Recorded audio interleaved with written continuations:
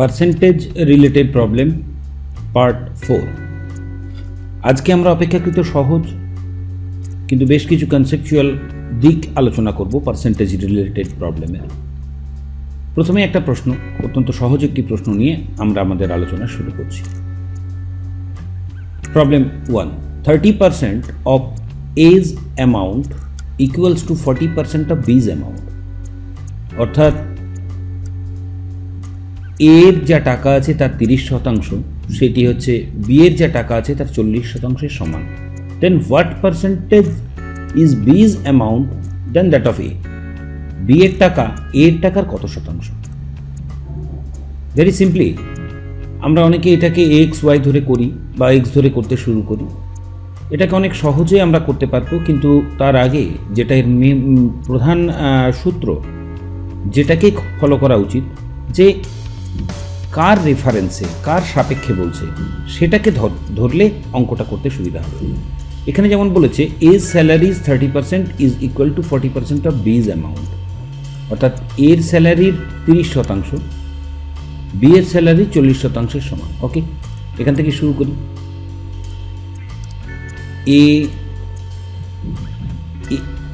এর 30%, এর মানে ইন্টু দিলাম এর 30%, সিম্পলি এ ইন্টু 30/100, এটা ইকুয়ালস টু বি এর 40%, দ্যাট ইজ বি ইন্টু 40/100।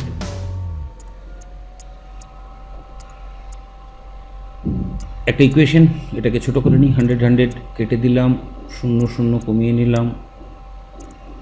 আমাকে জানতে চেয়েছে then what percentage B, what percentage is B's amount then that of A. B এর টাকা এর কত গুণ? তাহলে বি এরটা বের করতে হবে এর সাপেক্ষে।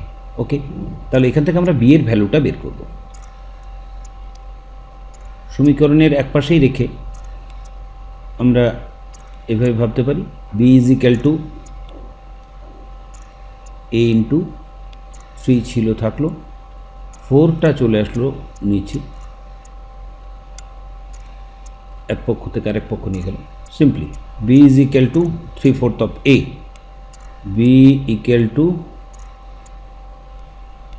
এর 3/4। কিন্তু এখানে চেয়েছে অ্যান্সারটা পার্সেন্টেজে। বি ইকুয়ালস টু এ এর ইন্টু মানে এর 3/4। যদি বলে কত অংশ তাহলে তো বেরিয়েই গেল, কিন্তু বলেছে কত পার্সেন্টেজ। দেন পার্সেন্টেজ করার জন্য সিম্পলি 100 দিয়ে আমরা যদি গুণ করি তাহলে আমাদের অ্যান্সার বেরিয়ে যাবে 4, 25, 100, 75%।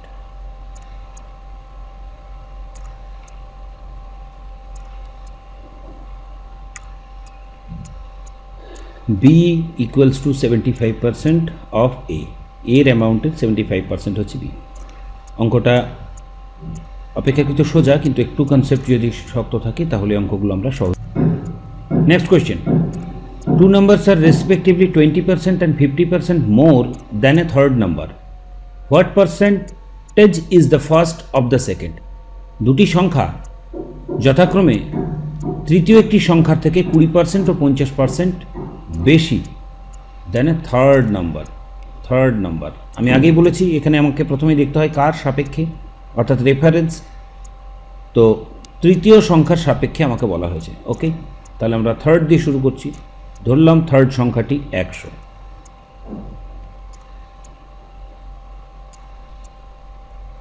দেন ফার্স্ট অ্যান্ড সেকেন্ড সংখ্যাটা আমাকে বের করতে হবে। 2 numbers are respectively 20%, অর্থাৎ প্রথমটি হচ্ছে 20% মোর। তাহলে থার্ড যদি 100 হয়, প্রথমটি 20% মোর, দ্যাট ইজ 120। দ্বিতীয়টি 50% মোর, তার মানে সেকেন্ড নাম্বারটি হচ্ছে 150। Then what percentage is the first of the second?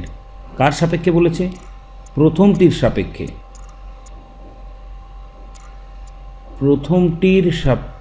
প্রথম সংখ্যাটি, what percent is the first of the second? দ্বিতীয়টির সাপেক্ষে অর্থাৎ 150-এর রেফারেন্সে প্রথমটি কত। আমরা জানি যার রেফারেন্সে বলবে সেটাকে আমরা নিচে রাখি।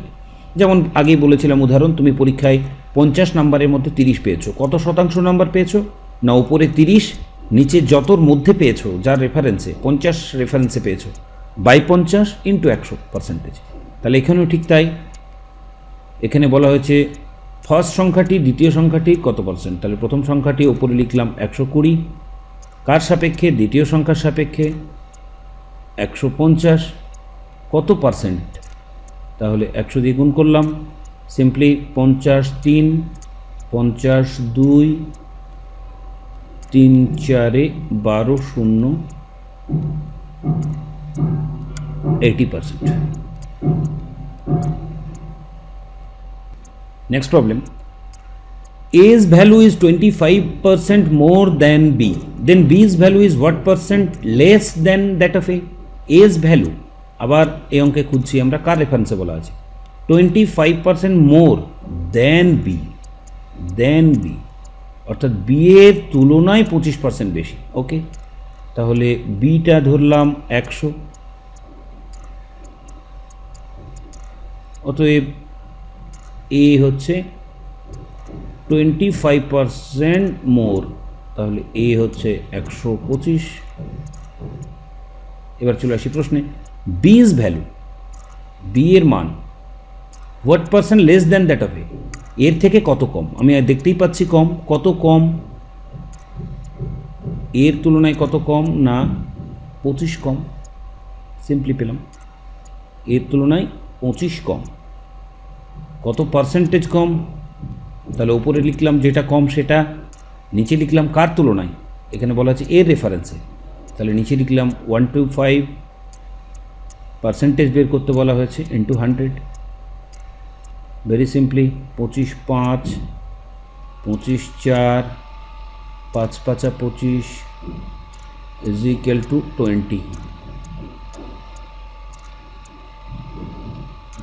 এটাই আমাদের answer, B's value 20% less than that of A. Next problem, a company decreases the value of a mobile by 10%. By what percent should they increase its value to return back to its original price? এই অঙ্কটা আমার অত্যন্ত পছন্দের একটি অঙ্ক, অত্যন্ত সহজ, অত্যন্ত সরল একটি অঙ্ক, কিন্তু এই ধরনের অঙ্কে কনসেপ্ট না থাকলে আমরা ভুল করি, এবং এই কনসেপ্টটা অপেক্ষাকৃত জটিল কমপ্লেক্স অঙ্কগুলোতে আমরা প্রায় কাজে লাগাবো। খুব সিম্পলি এভাবে ভাবা যেতে পারে যে একটা মোবাইলের দাম ছিল 100 টাকা। ওকে, এটা ছিল মোবাইলের অরিজিনাল প্রাইস। আবার অঙ্কটা পড়ি, company decreases the value to of a mobile by 10%। একটা কোম্পানি কি করলো, 10% দাম ডাউন অ্যারো দিলাম, অর্থাৎ কমিয়ে দিল। ঠিক আছে, তাহলে 100 টাকায় যদি 10% কমাই এর দাম হয় 90 টাকা। 100 টাকায় 10% কমালে দাম হলো 90 টাকা। এরপর বলেছে what percent should they increase its value to return back to its original price. খুব সিম্পলি এভাবে ভাবা যেতে পারে, এটা ধাঁধার মতো, যে কোনো জিনিসের দাম আমি 10% কমিয়ে দিলাম, তাহলে আবার ফিরে আসতে গেলে কি করব। অনেকে খুব তাড়াতাড়ি উত্তর দিয়ে ফেলতে পারেন যে 10% বাড়িয়ে দেবো।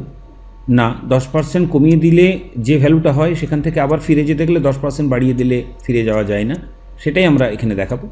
খুব সিম্পলি এবার দেখো, আমাকে প্রশ্নে বলা হয়েছে যে আবার আমাকে মোবাইলের দাম 100 টাকাতে ফিরে যেতে হবে, আবার আমাকে মোবাইলের অরিজিনাল দামে ফিরে যেতে হবে, তাহলে কত টাকা বাড়াতে হবে। এই বিষয়ে কোনো সন্দেহ নেই আমাদের কারোর, যে 10 টাকা বাড়াতে হবে। আমি যদি আবার 90 থেকে 100-তে ফিরে যেতে চাই তাহলে আমাকে 10 টাকা বাড়াতে হবে, এ বিষয়ে আমাদের কারোর কোনো সন্দেহ নেই। কিন্তু প্রশ্নটা হচ্ছে সেটা কত পার্সেন্ট, এই বৃদ্ধিটা কত পার্সেন্ট যদি ব্যাকে যায়। আমরা আবার বলেছি বৃদ্ধি হ্রাস যখন আমরা ক্যালকুলেশন করি তখন কত বৃদ্ধি বা কত হ্রাস সেটাকে উপরে রাখি, কার রেসপেক্টে বৃদ্ধি বা হ্রাস, কার সাপেক্ষে, কোন টাকার রেসপেক্টে সেটা হলো, সেটা তাকে রাখি নিচে ইন্টু 100। তো সিম্পলি এখানেও আমরা যদি করি যে কত পার্সেন্ট বৃদ্ধি করতে হবে, 10 টাকা বাড়াতে হবে, এটা ঠিক আছে। একটা মোবাইলের দাম আমি কমিয়ে দিয়েছি 10 টাকা, আবার মোবাইলটার দাম বাড়াবো 10 টাকা, এর মধ্যে টাকা দুটো দুক্ষেত্রেই সমান। কিন্তু মজার প্রশ্ন হচ্ছে এই যে 10 টাকাটা আমরা লিখলাম, এই 10 টাকাটা কত পার্সেন্ট? আমি বৃদ্ধি করছি কার উপরে? আমি 90 থেকে বাড়াচ্ছি 100, অর্থাৎ 90 টাকার উপরে আমি 10 টাকা বাড়াচ্ছি। তাহলে কার রেফারেন্সে? বাই 90 ইন্টু 100, অর্থাৎ এর অ্যান্সার কিন্তু 10% কমিয়ে দিয়েছিলাম, আবার ফিরে যেতে গেলে উত্তর 10% হবে না, ন্যাচারালি অ্যান্সারটা চেঞ্জ হলো, আমরা দেখতেই পেলাম। অ্যান্সার হলো 100/9।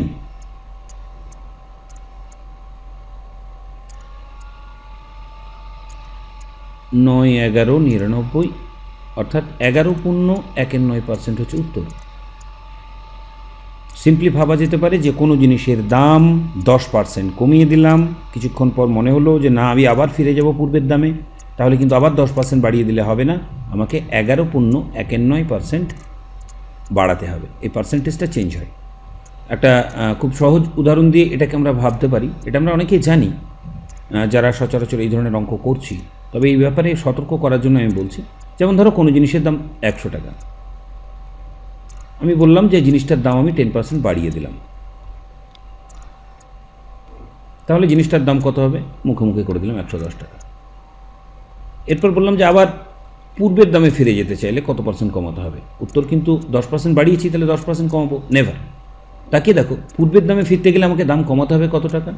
অবশ্যই উত্তর 10 টাকা। আমি দাম বাড়িয়েছিলাম 10%, মানে 10 টাকায় বাড়িয়েছিলাম, দাম কমাবো আবার পূর্বের দামে ফিরতে গেলে 10 টাকায়, কিন্তু আগের 10 টাকাটা বাড়িয়েছিলাম 100 রেফারেন্সে, তাহলে 100তে 10 টাকা, এই জন্যই ছিল এটা 10%, কিন্তু এখন 10 টাকাটা কমাবো 110 টাকাতে, তাহলে 10/110 ইন্টু 100, দ্যাট ইজ সিম্পলি আমরা বুঝতে পারলাম যে 100/11, 91/11% আমাকে দাম কি করতে হবে? আমাকে দাম কমাতে হবে।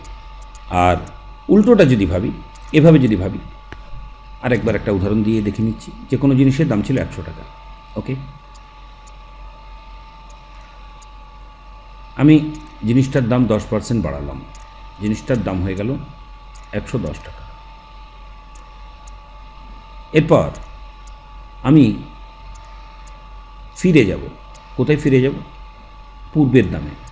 তাহলে পূর্বের দামে ফিরে যেতে গেলে, বা সিম্পলি এভাবে ভাবি যে আমি আবার জিনিসটার দাম 10% কমাচ্ছি, দেখা যাক 10% বাড়ালাম, এরপর 10% কমালাম, তাহলে কি রেজাল্ট্যান্ট বা এফেক্ট আসে? তাহলে 10% বাড়ালাম হলো 110, এরপর বলেছে আবার 10% কমাবো, 10% মাইনাস করবো, তাহলে 110-এর 10% ইজ ইকুয়াল টু কত টাকা?